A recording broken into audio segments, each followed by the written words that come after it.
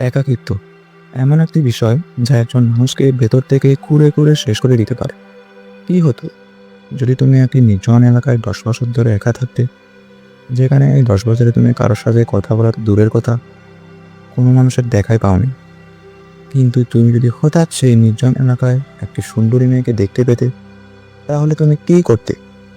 এমন এক suspense psycho thriller movie তোমরা দেখছো রেবেক স্টোরি, আমাদের আজকের মুভি লেভেল ক্রস। মুভি শুরু হয়, দেখানো হয় একটি নির্জন জায়গাকে, যেখানে দূর দূরান্ত পর্যন্ত কোনো জনবসতি দেখা যায় না। এই নির্জন জায়গায় শুধুমাত্র একটি বাড়ি রয়েছে, যা রঘু নামক এক ব্যক্তির। আর এই রঘুই হলো আমাদের আজকের মুভির প্রধান চরিত্র। রঘু আসলে একজন রেলওয়ে স্টেশনের গেটম্যান। এখানে রঘুর কাজ হচ্ছে লাইনে আসা ট্রেনগুলোকে হরিজন্টালি পথ দেখান, মানে ট্রেনকে সোজাসুজি পথ দেখান। আর এই কাজ রঘু গত 10 বছর ধরে করে আসছে। তাই কোন সময় কোন ট্রেন আসবে তা রঘু জানে। এই 10 বছরে রঘু একাই এই নির্জন জায়গায় বসবাস করে আসছে। এই 10 বছরে রঘু না কারোর সাথে কথা বলেছে, না কোনো মানুষের দেখা পেয়েছে। আর সে একাই এই নির্জন জায়গায় টিকে আছে। একদিন রঘু তার প্রতিদিনের কাজ শেষ করে বাড়ি ফিরছিল। তখন সে দেখে রোদে একটি সুন্দরী মেয়ে পড়ে আছে। রঘু মেয়েটাকে দেখে অবাক হয়ে যায় যে এই নির্জন জায়গায় মেয়েটা কোথা থেকে আসলো, যেখানে দূর দূরান্ত পর্যন্ত কোনো গণবসতি দেখা যায় না। রঘু দেখে যে মেয়েটি আহত ছিল, তাই সে কোনো কিছু না ভেবেই মেয়েটিকে খাদে নিয়ে তার বাড়িতে নিয়ে আসে। যেহেতু রঘু গত 10 বছরে কোনো মানুষকে দেখেনি, কোনো মানুষের সাথে কথা বলেনি, তাই রঘু মেয়েটিকে স্পর্শ করার চেষ্টা করে। কিন্তু স্পর্শ করার ঠিক মুহূর্তে হঠাৎ মেয়েটির জ্ঞান চলে আসে এবং মেয়েটি রঘুকে দেখে প্রচণ্ড ভয় পেয়ে যায়। আর এখানেই আমরা জানতে পারি মেয়েটির নাম আসলে চৈতালি। রঘু বলে যে তুমি হয়তো ট্রেন থেকে পড়ে গিয়েছিলে এবং অজ্ঞান হয়ে গিয়েছিলে। বাইরে অনেক রোদ ছিল, তাই আমি তোমাকে আমার বাড়িতে নিয়ে এসেছি। রঘু চৈতালিকে বলে যে সে কিভাবে ট্রেন থেকে পড়ে গিয়েছিল। চৈতালি বলে সে তার হাজব্যান্ডের সাথে ট্রেনে সফর করছিল এবং সে যখন ওয়াশরুমে গিয়েছিল তখন সে সেখানে দুজন লোককে মারপিট করতে দেখেছিল। আর সে যখন তাদের সামনে গিয়েছিল তখন তারা ট্রেন থেকে ধাক্কা দিয়ে তাকে নিচে ফেলে দিয়েছিল এবং সে এখানে পড়েছিল। চৈতালি বলে যে তার হাজব্যান্ড তাকে খুঁজে না পেয়ে হয়তো দুশ্চিন্তা করছে, তাই তাকে যেভাবেই হোক এখান থেকে চলে যেতে হবে। রঘু বলে যে এখানে দূর দূরান্ত পর্যন্ত কোনো ঘর বাড়ি নেই, তাই রঘু চৈতালিকে বলে যে তার হাজব্যান্ডের জন্য এখানে অপেক্ষা করতে।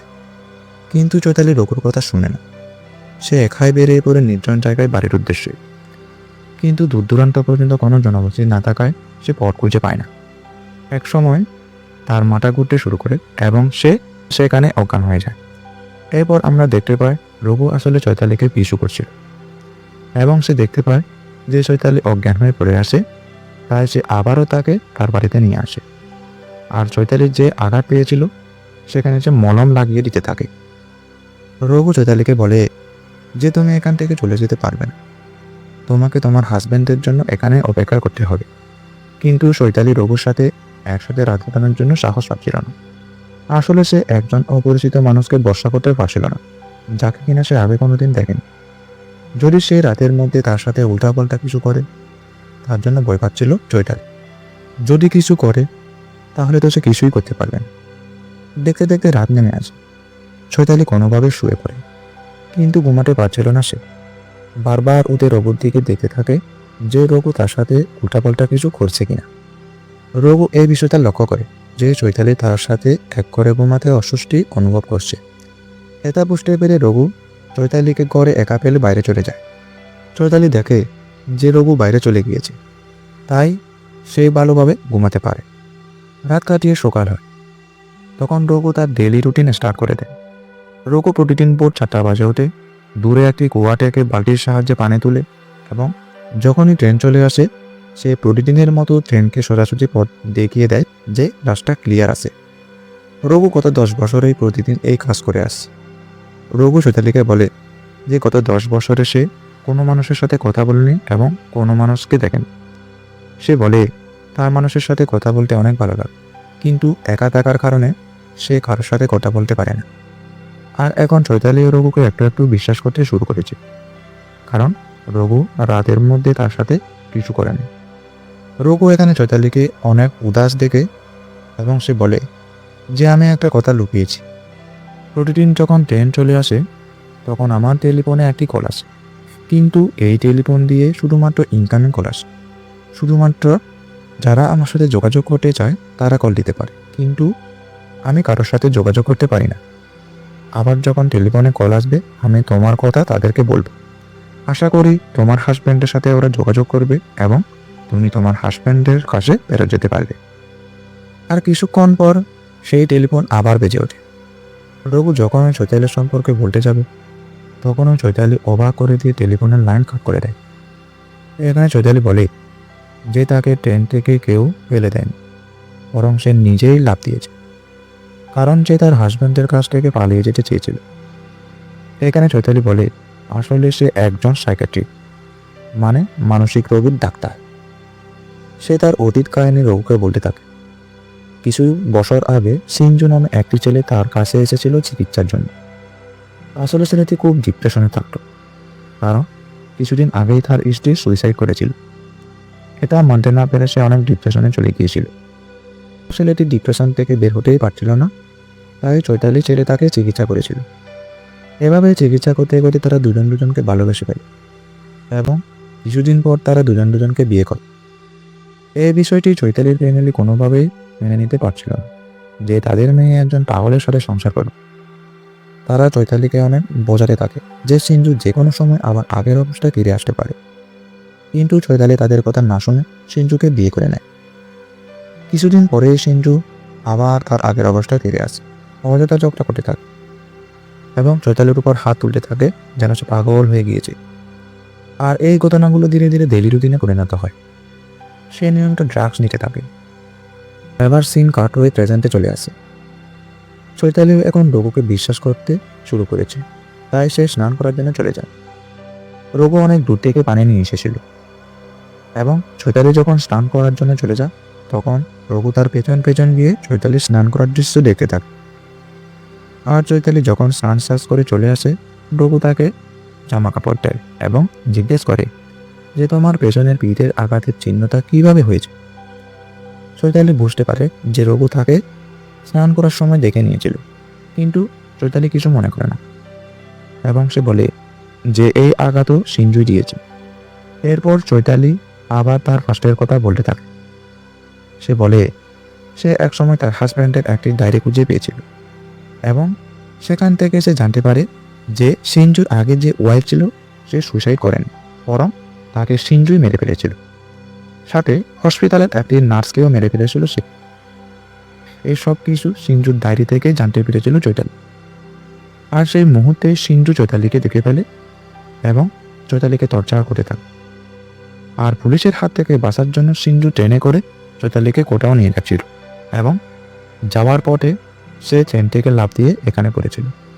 এরপর সিন কাট হয়ে কাহিনী প্রেজেন্টে চলে আসে। চৈতালির গল্প শুনে রঘু চৈতালিকে বলে যে চৈতালির গল্প এবং রঘুর গল্প একই, যে তারা দুজনে সুন্দরভাবে এখানে জীবন পার করে দিতে পারবে। কিন্তু চৈতালি রঘুর কথা কিছুই বুঝতে পারে না। আর তখনও একটি ট্রেন চলে আসে এবং রঘু ট্রেনকে রাস্তা দেখানোর জন্য চলে যায়। আর বাড়িতে চৈতালি রঘুর জন্য রান্নাবান্না করতে থাকে, ঘরদোর পরিষ্কার করতে থাকে চৈতালি। পরিষ্কার করার সময় চৈতালি রঘু সম্পর্কে এমন কিছু জানতে পারে যেটা দেখে সে ভয়ে নিস্তব্ধ হয়ে যায়। সে কতগুলো পেপার কাটিং দেখতে পায়, যেখান থেকে সে জানতে পারে একজন ব্যক্তি একটি পরিবারকে শেষ করে অদৃশ্য হয়ে যায় এবং গত 10 বছর ধরে তাকে কোথাও দেখা যায়নি। এখানে সে এও জানতে পারে যে এখানে রঘুর নাম আগে রঘু ছিল না। যে এই রেলওয়ে স্টেশনের গেটম্যানকে মেরে তার আইডেন্টিটি চুরি করে রঘু হয়েছে। ঠিক সেই মুহূর্তে রঘু চলে আসে এবং রঘুকে দেখে চৈতালি ভয় পেয়ে চুরি দিয়ে নিজের আত্মরক্ষা করার জন্য চেষ্টা করতে থাকে। রঘু চৈতালিকে বলে যে ভয়ের কিছু নেই, আমি তোমাকে সব কিছু খুলে বলছি। এরপর রঘু তার পাস্টের কথা বলতে থাকে। সে বলে যে তার মা তার জন্য একটি মেয়ে দেখেছিল।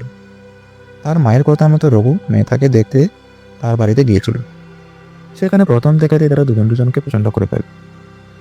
রঘু তার সব কিছুই মেয়েটিকে খুলে বলে যে সে একটি মেয়েকে অনেক ভালোবাসত, কিন্তু সেই মেয়েটি তাকে ধোঁকা দিয়ে অন্য একটি ছেলেকে বিয়ে করেছে। মেয়েটিও রঘুকে তার সম্পর্কে বলে যে তার কোনো বয়ফ্রেন্ড নেই। এটা শুনে রঘু অনেক খুশি হয়। দেখতে দেখতে তাদের দুজনের বিয়ে হয়ে যায়। তারা দুজনে সুন্দরভাবে সংসার করতে থাকে। বিয়ের 1 মাস পর রঘুর স্ত্রী তার কাজিনকে ডেকে নেয়, কারণ রঘুর একটি ক্ষেত ছিল যেখানে একজন লোকের প্রয়োজন ছিল, যাতে করে তার কাজিন রঘুকে সাহায্য করতে পারে। সেজন্য তার কাজিনকে ডেকে নেয় তার স্ত্রী। এরপর দেখতে দেখতে তারা 2টি সন্তানের বাবা মা হয়। একদিন তার স্ত্রী তাকে বলে যে সে আর বাঁচিয়ে নিতে পারবে না। তাই রঘুকে তার স্ত্রী বলে যে রঘুকে তার পুরুষাঙ্গ নষ্ট করে ফেলতে, যাতে করে পরে তারা চাইলেও বাঁচতে নিতে না পারে। তার স্ত্রীর কথা মতো রঘু তার পুরুষাঙ্গ নষ্ট করার জন্য হসপিটালে যায় এবং সেখানে গিয়ে সে এমন কিছু জানতে পারে যেটা থেকে রঘুর একেবারে মাথা ঘুরে যায়। হসপিটালে ডাক্তারের কাছে সে জানতে পারে যে সে কখনো বাবা হতে পারে না। এটা শুনে রঘুর পায়ের রক্ত মাথায় উঠে আসে যে সে যদি বাবাই হতে না পারে, তাহলে যে 2টি বাচ্চা সে লালন পালন করছে নিজের সন্তান হিসেবে, তারা কার বাচ্চা? রঘু সেসব জানার পর সোজা চলে যায় বাড়ির উদ্দেশ্যে। হাজারো প্রশ্ন তার মাথায় ঘুরঘুর করছে, একদিকে রাগ আর একদিকে সন্দেহ। কিছুক্ষণ পর সে বাড়িতে পৌঁছায়। বাড়িতে পৌঁছেই রঘু এমন দৃশ্য দেখতে পায় যে রঘু একেবারে সাইকো হয়ে যায়। রঘু বাড়িতে ঢুকতে না ঢুকতেই দেখে যে তার স্ত্রী এবং তার কাজিন শরীর লীলা করছে। একেই তো রঘুর আগে পেঁপে উঠেছে, তার উপর আবার এই দৃশ্য। কিরকম স্ত্রী দেখুন, নিজের স্বামীর পুরুষাঙ্গ নষ্ট করার কথা বলে অন্যের সাথে শরীর লীলায় ব্যস্ত হয়েছে। রঘু এখানে এও জানতে পারে যে তার স্ত্রী ও তার স্ত্রীর কাজিন অ্যাফেয়ারে আছে। সে এও জানতে পারে সে যে 2টি সন্তানকে নিজের সন্তান মনে করে এতদিন লালন পালন করে আসছিল, এগুলো আসলে ওই কাজিনের। এসব কিছু থেকে শুনে রঘু একেবারে পাগল হয়ে যায় যে সে যাকেই বেশি সব থেকে ভালোবাসে তারাই তাকে সব থেকে বেশি কষ্ট দেয়। এই সব কিছু থেকে রঘু সাইকো কিলারে পরিণত হয়। রঘুর আগে তার স্ত্রী ও তার স্ত্রীর কাজিনকে সেখানে নির্মমভাবে হত্যা করে এবং 2টি সন্তানকেও সে নৃশংসভাবে হত্যা করে। এরপর দৃশ্য বর্তমানে চলে আসে। রঘু চৈতালিকে বলে, তুমি যদি এরকম কিছু নিজের চোখে দেখতে পেতে, যাকে কিনা তুমি সবথেকে বেশি ভালোবাসতে, তাহলে তুমি কি করতে? চৈতালিও রঘুর অবস্থা বুঝতে পারে এবং সে সিদ্ধান্ত নেয় যে সে রঘুর সাথে আরও কয়েকদিন থাকবে। রঘু চৈতালিকে বলে সেই ঘটনার পর রঘু পুলিশের হাত থেকে বাঁচার জন্য পালিয়ে এসেছিল এবং সে এখানে এই রেলওয়ে স্টেশনের গেটম্যানের সাথে থাকতে শুরু করেছিল। কিছুদিন পর যখন সেই গেটম্যানের মৃত্যু হয়, তখন সে একেবারে এখানে থেকে যায়। আর তারপর চৈতালি রঘুকে সাহায্য করার জন্য পানি নিয়ে আসতে চলে যায়। যাওয়ার ঠিক মুহূর্তে সিঞ্জু চলে আসে চৈতালিকে খুঁজতে। সে রঘুর কাছ থেকে জানতে চায় যে সে এখানে কোনো মেয়েকে দেখেছে কিনা। এখানে সিঞ্জু আরেক কথা বলে। সে বলে যে সে একজন ডাক্তার, আসলে চৈতালি সিঞ্জুর পেশেন্ট। চৈতালি মানসিক রোগী ছিল, মানে এখানে চৈতালি হলো আসল সাইকো। সিঞ্জু বলে যে চৈতালি হসপিটালের একটি নার্সকে মেরে এখানে পালিয়ে এসেছে, কিন্তু রঘু সিঞ্জুর কথা বিশ্বাস করে না। ঠিক সেই মুহূর্তেই চৈতালি চলে আসে এবং সিঞ্জু চৈতালিকে টানতে টানতে নিয়ে যেতে থাকে। যাওয়ার সময় চৈতালি বলে যে সে রঘুর সাথে কিছু একান্ত সময় কাটাতে চেয়েছিল, কিন্তু রঘু সেসব বুঝতে পারেনি। এই কথা শুনে রঘু মনের ভিতর একটা অদ্ভুত ফিলিংস চলে আসে।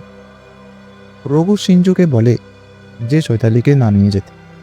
রঘু সিঞ্জুর কাছে মিনতি করতে থাকে, আর ঠিক সেই মুহূর্তেই চৈতালি সিঞ্জুকে মাথায় আঘাত করে মাটিতে ফেলে দেয়। এরপর চৈতালি রঘুকে বলে যে রঘু নাকি চৈতালিকে বিশ্বাস করে না। এটা শুনে রঘু সিঞ্জুকে সেখানে মেরে শেষ করে দেয়। আর সিঞ্জুকে শেষ করে ফেলার পরেই রঘু জানতে পারে যে সিঞ্জু ঠিক কথা বলেছিল, যে সাইকো আসলে সিঞ্জু নয়, বরং সাইকো আসলে চৈতালি। সব কিছু যখন রঘু জানতে পারে, তখনও চৈতালি রঘুকে শেষ করার জন্য চেষ্টা করে, কিন্তু মজার টুইস্ট এখানেই, আসল সাইকো হচ্ছে রঘু। সে যে শুরুতে বলেছিল একটা মেয়েকে সে অনেক ভালোবাসত, যে তাকে ধোঁকা দিয়ে অন্য একজনকে বিয়ে করেছে, এটা সহ্য করতে না পেরে রঘু একজন সাইকো কিলারে পরিণত হয়। সে যাকে ভালোবেসেছিল সে মেয়েকে এবং তার স্বামীকে নির্মমভাবে হত্যা করে রঘু, এবং সে তার বাচ্চা 2টিকেও নির্মমভাবে হত্যা করে। আর যে 2টো বাচ্চার কথা বলা হয়েছিল, সে বাচ্চাগুলো আসলে রঘুর প্রেমিকা। রঘু তাদের পরিবারকে একেবারে নৃশংসভাবে মেরে ফেলে। আর এখানে এসে যেহেতু আগে থেকেই সাইকো কিলার ছিল, তাই চৈতালি তাকে আর মারতে পারে না, বরং রঘুই চৈতালিকে মেরে ফেলে। আর মুভিটা এখানে শেষ হয়ে যায়। তোমাদের কাছে কি মনে হয়, কে সাইকো ছিল, চৈতালি নাকি সিঞ্জু না রঘু? কমেন্ট বক্স তোমাদের জন্য খোলা রইল, কমেন্ট করে জানাতে ভুলবেন না।